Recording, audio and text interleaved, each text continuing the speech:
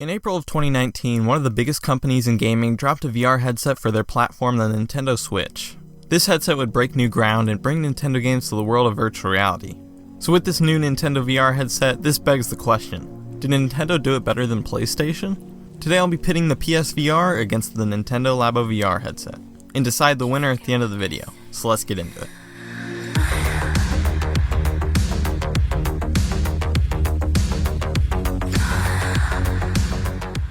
Let's first go over the Nintendo Labo headset. This VR headset goes for $40 for just the headset, VR game, and VR gun, or $80 for the headset, VR game, gun, camera, elephant, swan, and wind pedal. Nintendo has achieved this extremely cheap price point by using materials known as cardboard and plastic.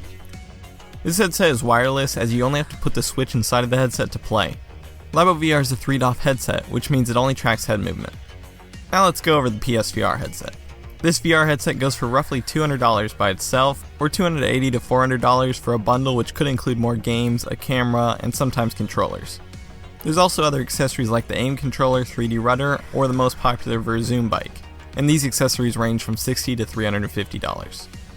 This headset uses materials that are high in quality and use a tracking system through the PlayStation camera.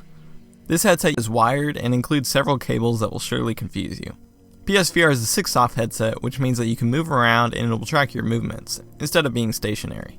I think the winner for this category is obvious. The Nintendo Labo VR headset triumphs over the PSVR in nearly every department.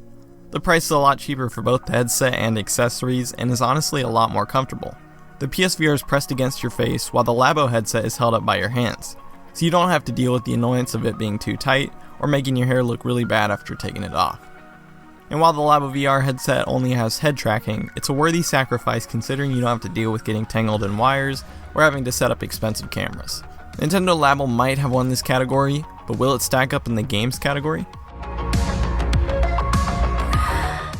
The Labo VR headset's library is filled with AAA titles such as Smash Bros, Captain Toad Treasure Tracker, Super Mario Odyssey, and Zelda Breath of the Wild. Now, while some of these games have limited VR modes, they still deliver that quality Nintendo experience in virtual reality. There are also third-party Labo titles such as Spice and Wolf VR and Neon Wall, which were previously on PSVR. And Nintendo really demonstrates that you don't need a really expensive headset to play these games. It's just a waste of money. But now for the PSVR library. While the Nintendo Labo headset has quality AAA titles, PSVR is very lacking in this department. The only big IP I can recall playing on PSVR is Gran Turismo, which doesn't even let you race more than one car. Most of the PSVR's library is filled with little indie titles like Boxing Apocalypse or Warzone VR.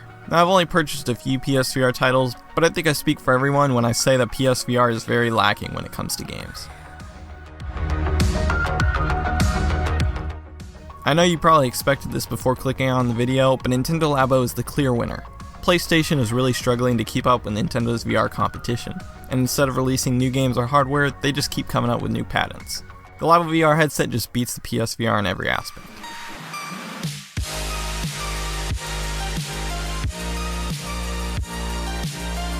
This is an April Fool's video. Please don't kill me.